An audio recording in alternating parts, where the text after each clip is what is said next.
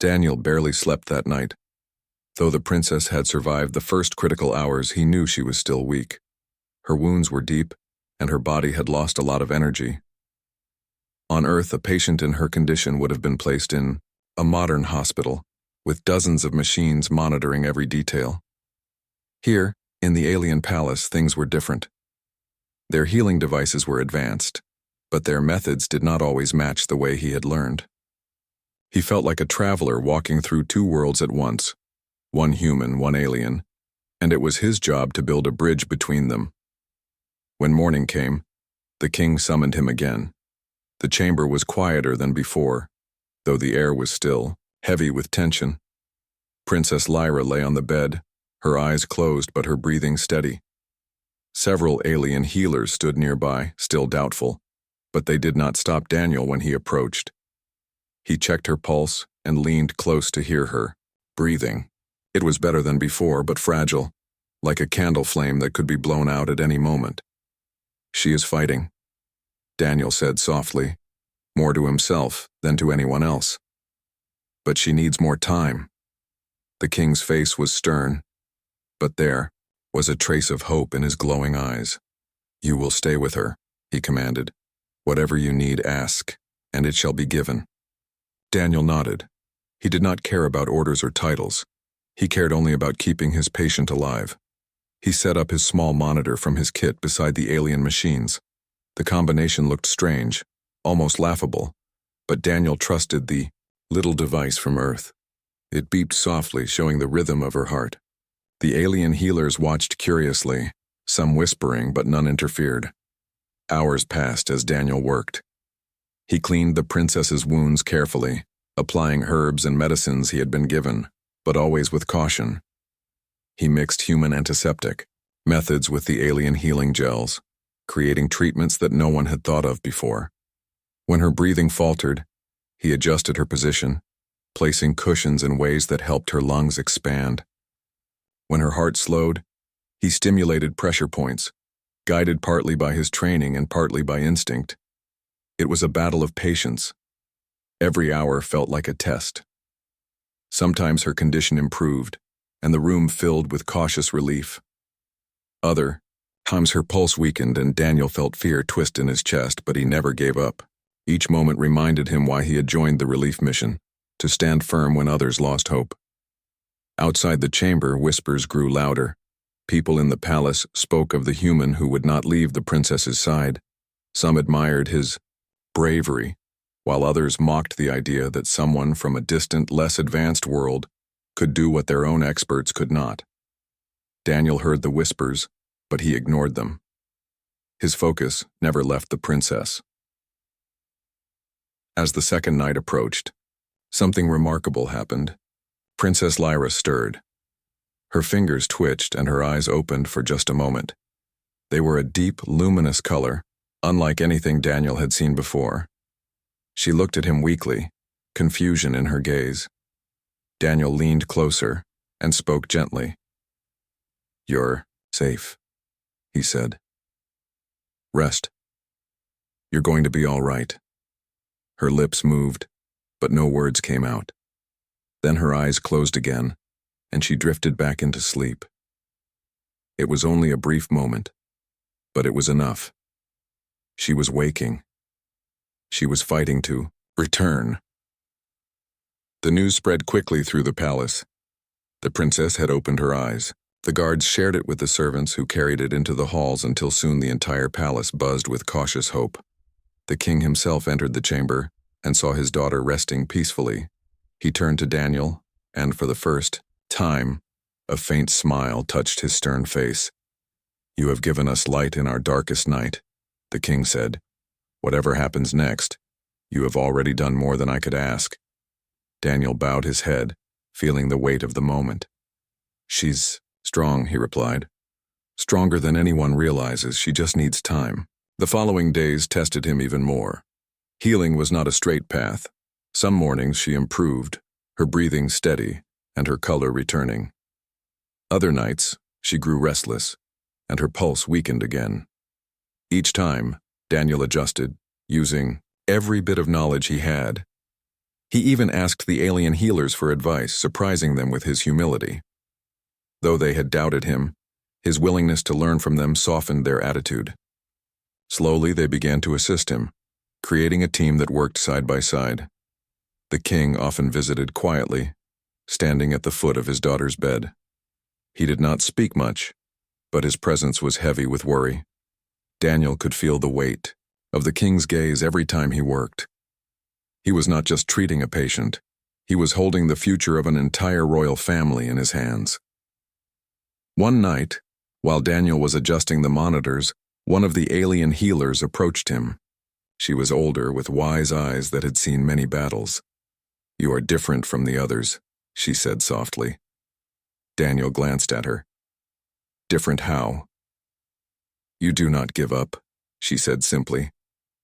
"Our methods failed, yet you found new ways. You see her not as a princess, but as a person. That may be why she lives." Daniel thought about her words long after she left. It was true. He had not treated Princess Lyra as royalty. He had treated her as he would treat any patient, a life worth fighting for. And perhaps that was why he could see possibilities others had missed. Finally, after nearly a week of tireless care, the princess opened her eyes fully. This time, she did not drift back into sleep. She looked around the room slowly, her gaze resting on her father, then on Daniel. Her voice was faint, but clear. "Father," she whispered. The king rushed to her side, taking her hand with trembling fingers. "My child," he said, his voice breaking with relief. Then her eyes turned to Daniel. She studied him for a long moment, as if trying to understand the stranger who had sat by her side all this time. Finally, she spoke again. "You stayed," she said softly. Daniel smiled faintly. "Of course I wasn't going to leave you." Her lips curved into the smallest smile before she closed her eyes again, this time not from weakness but from rest. The king looked at Daniel, his expression a mixture of gratitude and something deeper: respect. The human medic had done more than save a life. He had given a kingdom hope.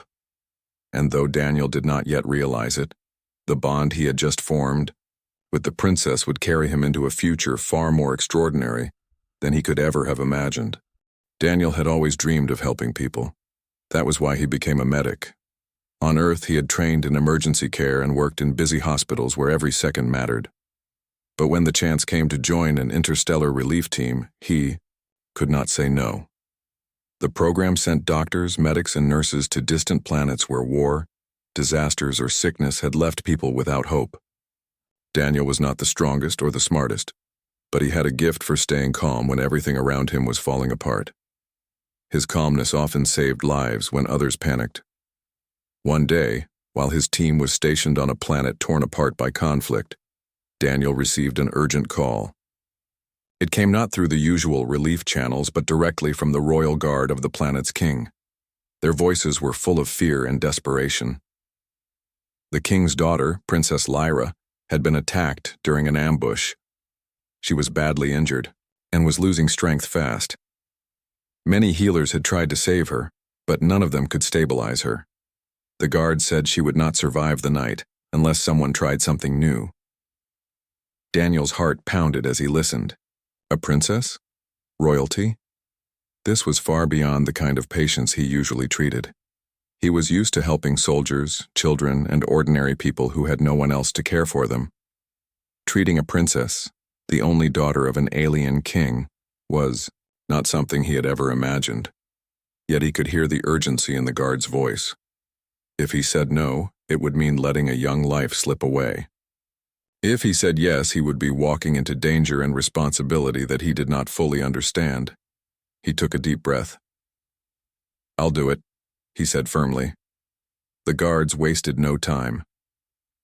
Within minutes, a royal transport ship arrived, sleek and glowing with strange alien symbols across its surface. Daniel climbed aboard with only his medical kit. His fellow relief workers looked at him with a mix of worry and pride. They knew he was walking into something extraordinary. The ride to the royal palace was tense. Through the windows, Daniel could see the destruction the war had caused. Burned villages, broken roads, and frightened families hiding in shelters. This was why he had joined the relief program, to bring a little hope to places where hope seemed lost. But this time it was different. This time he was being asked to save someone whose life meant more than just one person. The princesses. Survival might affect the entire planet. When the ship landed at the palace, Daniel was escorted quickly through tall, shining gates and endless halls decorated with glowing crystals. The air inside was heavy with silence, and the guards moved quickly, their steps echoing against the smooth floors. They finally stopped at a grand chamber, where the king himself stood waiting. The alien king was tall and strong, his skin a deep shade of silver with eyes that glowed softly like stars. His presence was powerful, but his face showed pain and worry.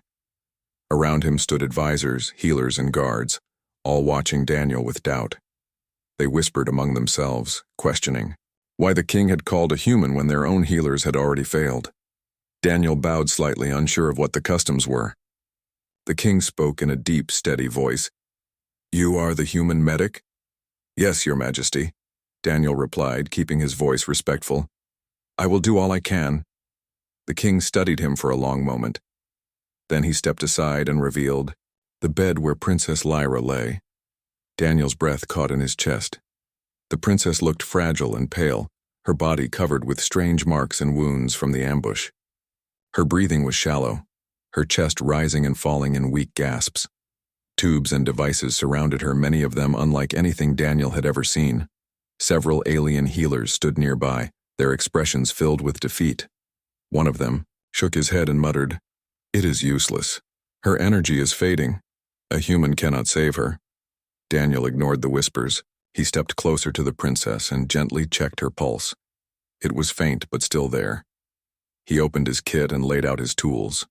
Though his equipment looked simple compared to the advanced alien devices, he trusted his knowledge and instincts. "Clear the space," he said firmly. Some of the guards hesitated, but the king raised his hand and they obeyed. For the first time, the room became quiet, and all eyes were on Daniel. His hands worked quickly. He cleaned the wounds, stopping the bleeding with careful pressure. He adjusted her breathing, using a device from his kit to stabilize her oxygen levels. Her body was different from a human's, but he noticed patterns, similarities in how lungs moved, how blood flowed, how the heart fought to keep beating. Piece by piece, he matched what he knew with what he saw. He improvised when necessary, combining his methods with the alien medicines around him. Minutes turned into hours. Sweat dripped down his face, but Daniel did not stop. The princess's body trembled, her breathing faltered, but each time he adjusted, found a new way, refused to give up. The king watched silently, his eyes fixed on the medic who was fighting for his daughter's life. Finally, after what felt like an endless struggle, Daniel heard the steady rhythm he had been waiting for. The princess's heartbeat grew stronger. Her breathing became smoother. The color slowly returned to her skin. He carefully wiped his hands and stepped back. "She's stable," he whispered. For a moment, the room was silent. Then gasps filled the air. The alien healers looked at one another in disbelief. The king's advisors stared at Daniel with wide eyes, and the king himself stepped forward, his face filled with relief. "You saved her," the king said, his voice low and heavy with emotion. Daniel shook his head slightly. "She is not out of danger yet, but she will live through the night." The king placed a hand on his shoulder, strong and heavy. "You have done what no one else could." Word spread quickly through the palace. A human medic had saved the princess when all others had failed. Whispers grew into shouts of amazement. Soldiers, servants, and nobles alike spoke of the miracle. And though Daniel felt exhausted, he knew this was only the beginning. He had stepped into a story far greater than himself, one that would change his life in ways he could not yet imagine. The days after Princess Lyra opened her eyes were filled with quiet wonder. Daniel had expected to return to his relief team once her condition stabilized, but the king insisted he remain in the palace for a while longer. "You saved her life," the king had said firmly. "Until she is fully strong, you will stay." Daniel agreed. though deep down he knew he would not have left even if given the chance. Something about the princess's fight to survive had tied his heart to her recovery. Every morning Daniel checked on her progress. At first, she was still weak and could barely sit up. He helped her eat small portions of food, guided her through breathing exercises, and kept her wounds clean. As the days passed, she grew stronger. The palace healers provided medicine, but she trusted Daniel's presence most of all. She said little at first, but her eyes often followed him as he worked, studying the human who had refused to give up on her. One afternoon, as Daniel adjusted the cushions on her bed, she spoke more than a few words for the first time. "You are different from the others," she said softly. Daniel looked up, surprised. "Different how?" "You do not look at me as a princess," she explained. "You treat me as if I am simply me."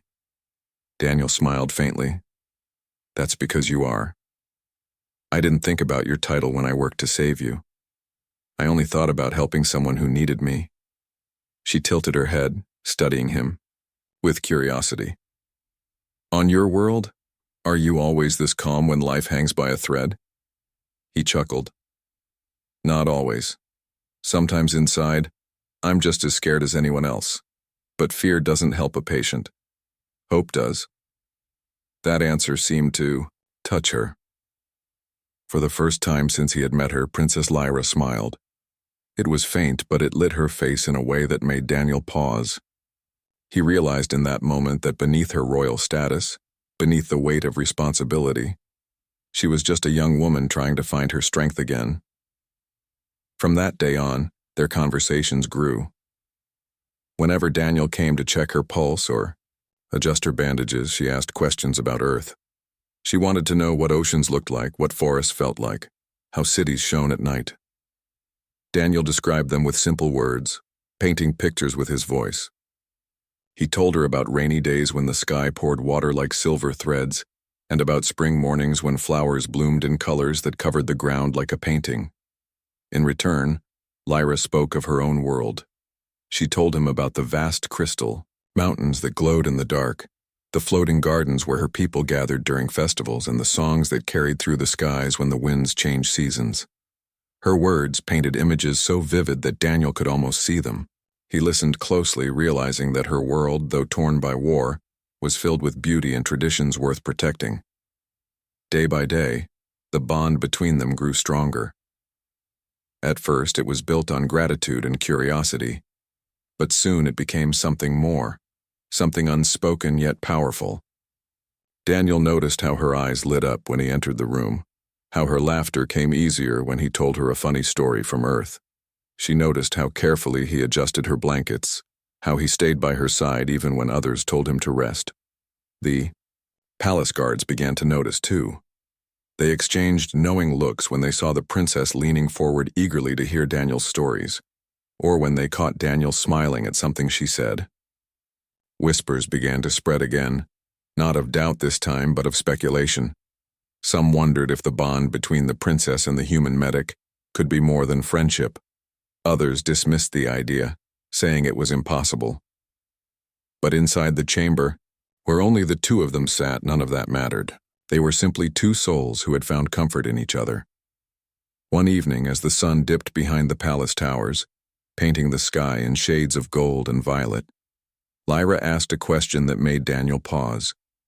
"Why did you not give up on me?" she asked quietly. "Even when my people said it was hopeless?" Daniel thought for a moment before answering. "Because every life is worth fighting for. I've seen too many people give up too soon. I couldn't do that to you, not when you still had a chance." Her eyes softened, and for a moment she looked both vulnerable and strong. "Then I owe you more than just my life," she said. "I owe you my trust." From that day, she began inviting him to spend time with her even outside of treatment. She wanted to walk, even if only in the palace gardens, and she asked Daniel to accompany her. At first, he worried she was not strong enough, but she insisted. So, he walked beside her slowly, ready to catch her if she faltered. The gardens, were unlike anything Daniel had seen. Flowers that shimmered in the moonlight, trees with leaves that sang softly when the wind passed through. Lyra seemed happier there, and Daniel felt honored to share those moments with her. Sometimes they sat on a bench beneath a glowing tree, talking until the stars filled the sky. She asked about his family on Earth, and he admitted that he had none left. She listened quietly, her expression filled with compassion. "Then perhaps," she said gently, "you will find family here." Her words stayed with him long after the night ended. He realized that what he felt for her was no longer just respect or duty. It was something deeper, something he struggled to name but could not deny. Still, Daniel reminded himself of reality. She was the daughter of a king. He was only a medic from Earth. Their worlds were too far apart, their roles too different. He tried to silence the feelings growing inside him, but every smile, every glance, every conversation made it harder. What he did not know was that Lyra was wrestling with the same thoughts. To her, Daniel was not just a medic. He was the one who had seen her not as a princess but as a person. In his presence, she could forget the weight of her crown and simply be herself. That was a gift more precious than any treasure in her kingdom. As the weeks passed, their bond became impossible to ignore. Even the king noticed it. When he entered the garden one evening and saw them laughing together, his eyes narrowed slightly, though he said nothing. Daniel sensed the tension and knew that sooner or later their closeness would be tested. But for now, in those quiet moments between healing and duty, Daniel and Lyra found something rare, an understanding that crossed worlds, an invisible thread binding their hearts. Neither of them said the words aloud, but both of them knew. Something had begun that neither war nor doubt could easily break. The bond between Daniel and Princess Lyra was no longer a secret. Servants whispered when they saw them walking in the gardens together. Guards exchanged curious glances when the princess laughed at something the human medic said. Even the advisors spoke in hushed voices, debating whether such closeness was proper. To many, Daniel was still an outsider, an unknown man from a faraway world. To others, he was a hero who had saved the princess when no one else could. Daniel himself felt the weight of those whispers. He had not come to this planet to be noticed or honored. He had come only to heal and to serve. Yet every step he took now seemed watched, every word he spoke judged. He worried not for himself, but for Lyra. He did not want to cause her trouble, especially when she was still regaining her strength. One evening, the king summoned Daniel to his private chamber. The message was clear and formal. "The king requests your presence at once." Daniel's heart tightened. He knew this meeting was coming. The king had remained silent too long about the growing closeness between him and his daughter. The chamber was vast but quiet, its walls glowing faintly with blue crystal light. The king stood near a tall window, his silver skin shining in the moonlight. His presence was commanding, yet his expression was unreadable. "Daniel of Earth," the king began, his deep voice echoing through the chamber.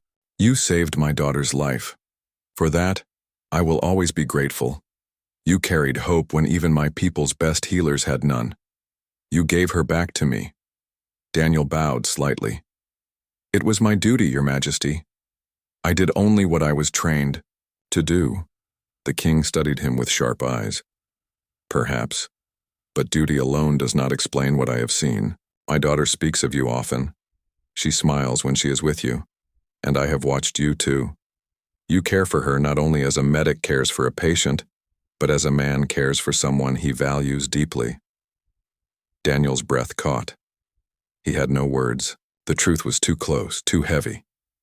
The king stepped closer, his gaze firm but not unkind. "Do not misunderstand me. I do not hate you. I respect you. But understand this, human. My daughter is more than herself. She carries the future of our people. Whoever stands beside her must be prepared to carry that burden as well. Can you, Daniel? Can you carry the weight of a crown, of a kingdom, of 1,000 eyes always watching?" Daniel swallowed hard. He wanted to answer, but the words did not come easily. He thought of his life on Earth. Simple, quiet, devoted to helping one person at a time. He was no leader, no warrior, no prince. Could he ever be what the king described? Don't know, Daniel admitted honestly. I never wanted power or titles. I only wanted to heal. But I cannot deny that I care for your daughter. That is the truth. The king was silent for a long time. Finally, he sighed deeply. Your honesty speaks well of you. But know this. If you walk this path with her, you will not be able to return to the life you once knew. Every choice you make will ripple through this kingdom. I cannot make the decision for you, but I must warn you. The bond you share with her will bring trials as well as blessings. Daniel nodded slowly. He understood the warning. He respected it. Yet inside, he also knew that no warning could erase the feelings that had already taken root in his heart. That night, Daniel walked through the palace gardens alone, his thoughts heavy.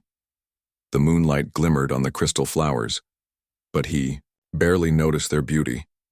He thought only of Lyra, of the way she had trusted him, laughed with him, and spoken to him not as a princess but as a friend. He realized that whatever trials might come, he could not turn away. The next day, when Daniel entered Lyra's chamber, she noticed the weight on his face. My father spoke to you, she guessed. Daniel nodded. He only wants to protect you. Lyra's eyes softened. He has carried this kingdom for many years. He fears losing me, and he fears losing control of the future. But he does not understand that the future cannot always be chosen. Sometimes it chooses us.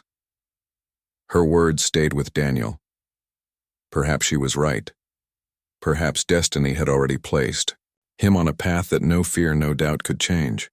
What neither of them knew was that the king himself, though cautious, had already begun to see something rare in Daniel. He had watched a human from a distant world act with more courage and compassion than many of his own nobles. And though he worried for the future, deep inside, he wondered if perhaps this unlikely bond could bring strength to his people rather than weakness. The stage was set. Choices had been made in silence. Feelings had been admitted in glances. All that remained was for those truths to step into the open, for better or worse. The day came sooner than anyone expected. Princess Lyra, now strong enough to walk freely, asked her father to hold a gathering in the royal court. She said she wanted to thank those who had cared for her during her recovery. The king agreed, thinking it would lift the spirits of the palace after weeks of fear and worry. The grand hall filled with advisors, guards, healers, and nobles. The air shimmered with light from crystal lamps hanging high above. Daniel stood quietly at the edge of the crowd, not wanting to draw attention. He assumed Lyra would simply give a short speech of gratitude, and then the gathering would end. But when the moment came, Lyra stepped forward with a calm strength in her voice that surprised even her father. She looked at the gathered faces, then at Daniel. I stand before you alive because of one person, she said clearly. When all hope was lost, when even the most skilled healers gave up, he did not. He stayed by my side. He treated me not as royalty, but as someone worth saving. And because of that, I am here today, the crowd murmured, all eyes turning toward Daniel. He shifted uncomfortably, wishing the ground would swallow him. But Lyra was not finished. My gratitude is not enough. Words are not enough. This man deserves more than thanks. She paused, her eyes steady. That is why I give him a promise. From this day forward, Daniel of Earth will not be a stranger in this kingdom. He will be part of my life, as surely as he has already become part of my heart. The hall erupted in gasps. Advisors exchanged shocked glances. Guards stiffened in surprise. Even the king sat frozen for a long moment, his silver eyes wide. A princess had just made a declaration no one expected. A reward not of jewels, not of titles, but of a bond, open for all to see. Daniel felt his heart pound in his chest. He had not asked for this.